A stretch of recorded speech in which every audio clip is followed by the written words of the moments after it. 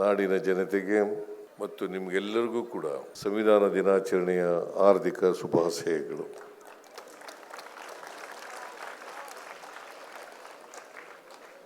ಸಂವಿಧಾನ ಅಂಗೀಕಾರವಾದಂಥ ದಿನವನ್ನು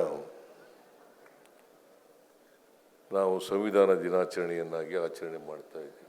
1949 26ನೇ ತಾರೀಕು ಸಂವಿಧಾನ ರಚನಾ ಸಭೆಯಲ್ಲಿ ಸಂವಿಧಾನ ಅಂಗೀಕಾರ ಆಯಿತು. ಆ ದಿನವನ್ನೇ ನಾವು ಸಂವಿಧಾನ ದಿನಾಚರಣೆಯನ್ನಾಗಿ ಆಚರಣೆ ಮಾಡ್ತಾ ಇದ್ದೀವಿ. ದೇಶಕ್ಕೆ ಸ್ವಾತಂತ್ರ್ಯ ಬಂದದ್ದು 1947 ಆಗಸ್ಟ್ 15ನೇ ತಾರೀಕು.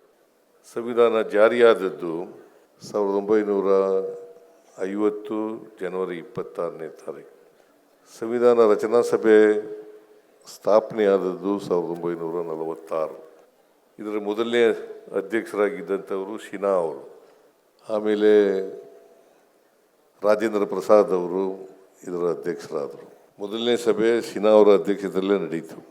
ಈ ದೇಶದ ಜನ ಮತ್ತು ಸ್ವಾತಂತ್ರ್ಯ ಹೋರಾಟಗಾರರು ನಮ್ಮ ದೇಶಕ್ಕೆ ಒಂದು ಸಂವಿಧಾನ ಬೇಕು, ಈ ದೇಶದ ಜನರಿಗೆ ಎಂಥ ಸಂವಿಧಾನ ಬೇಕು ಅಂತಕ್ಕಂಥದ್ದನ್ನು ವಿಚಾರ ಮಾಡಿ ಆ ಸಂವಿಧಾನ ರಚನೆ ಆಗಬೇಕಾದ್ರೆ ಸಂವಿಧಾನ ರಚನಾ ಸಮಿತಿಯನ್ನು ಸ್ಥಾಪನೆ ಮಾಡಿದ್ರು.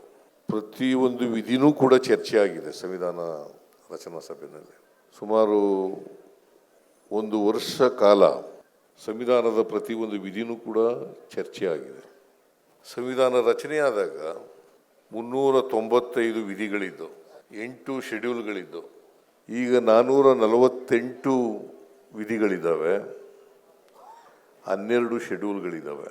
ಮತ್ತು ಸಂವಿಧಾನ ಇಲ್ಲಿವರೆಗೆ 106 ಬಾರಿ ತಿದ್ದುಪಡಿಯಾಗಿದೆ. ನಾನು ಯಾಕೆ ಹೇಳ್ತಾ ಇದ್ದೀನಿ ಅಂತಂದರೆ ವಿದ್ಯಾರ್ಥಿಗಳಿರೋದ್ರಿಂದ ಇವೆಲ್ಲ ಗೊತ್ತಾಗಲಿ ಇತಿಹಾಸ ಅಂತ ಹೇಳಿ ಹೇಳ್ತಾ ಇದ್ದೀನಿ.